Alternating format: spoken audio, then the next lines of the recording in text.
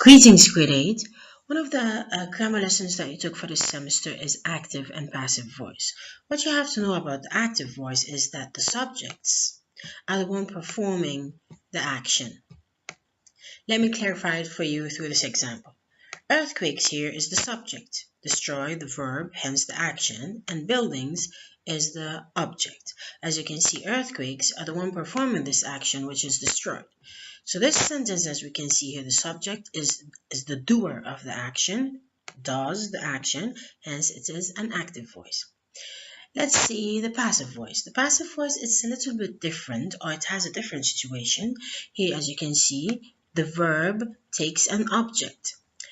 Let me just go back to the first example and then to the second example. You see the earthquakes here? Let's do like a cross multiplication thingy. You see, the earthquake becomes the object. It was the subject, it's now somehow the object here. And then this one, you put it like this, and the building becomes the subject. Okay? It was once the object, it's now the subject. As I've taught you in class, there are several steps that you have to follow in order to change from passive to active or from active to passive. You don't need to follow them in order. They don't have to be in sequence. You just have to do them all in order to come up with a perfect sentence. One of the steps is that you have to identify the subject, the verb, and the object.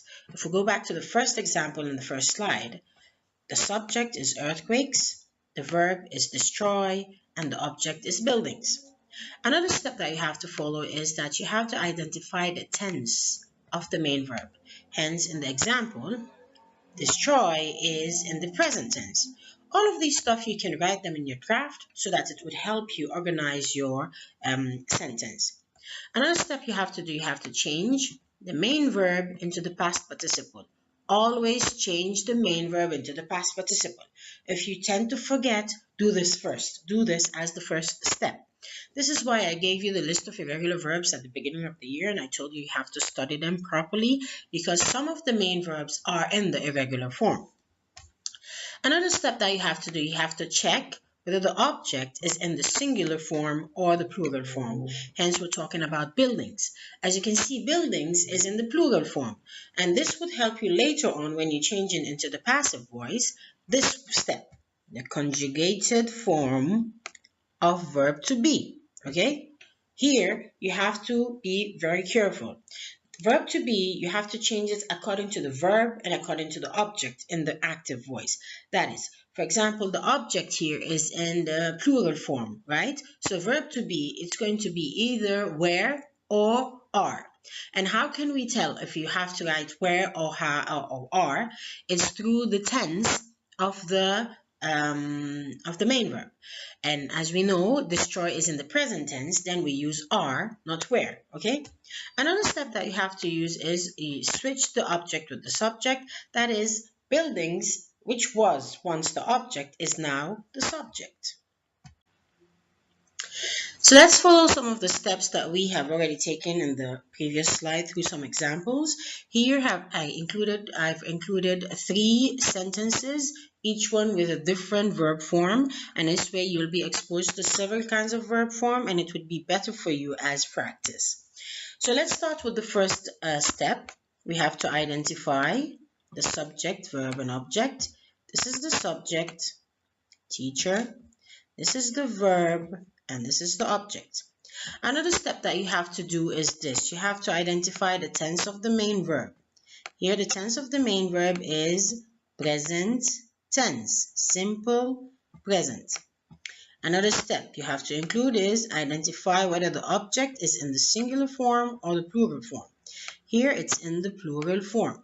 Now, these 2 steps regarding the tense of the verb and whether the object is in the singular or plural, these 2 steps are the ones that determine the conjugation of verb to be that comes before the main verb. Clear? Now, if the object is in the plural form, then we know we have to include here either are or where.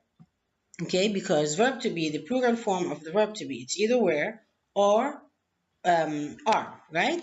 Now, how can we know if we have to put the present form are or the past form where? We go back to the main verb. This one, as we've said, the main verb is in the simple present. If it's in the simple present, then you put are. If it's in the simple past, you put where. Clear?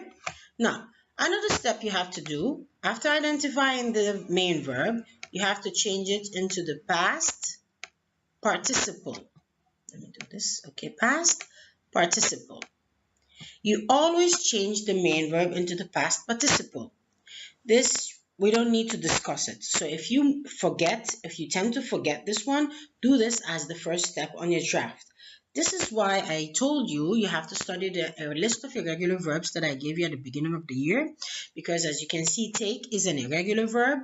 Take becomes taken. Okay? Now, the other step that you have to do is this. You have to switch. The object becomes the subject, and the teacher goes this way. Clear?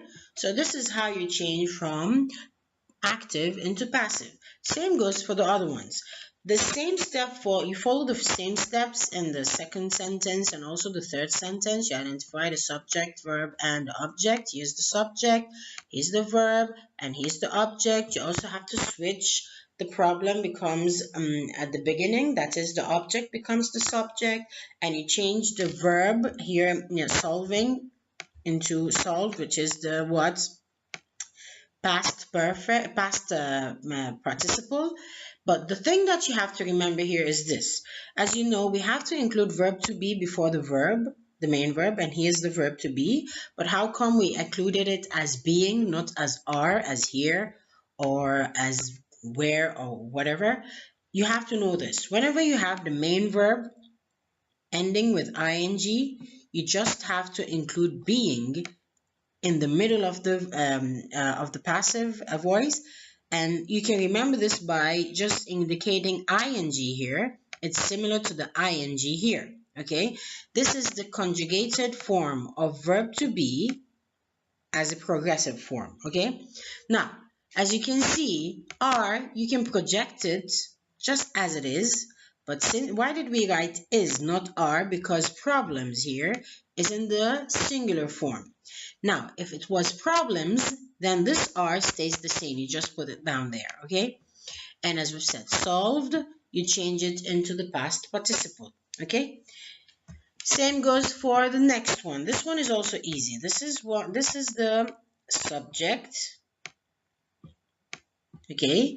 And this is the verb, and this is the object.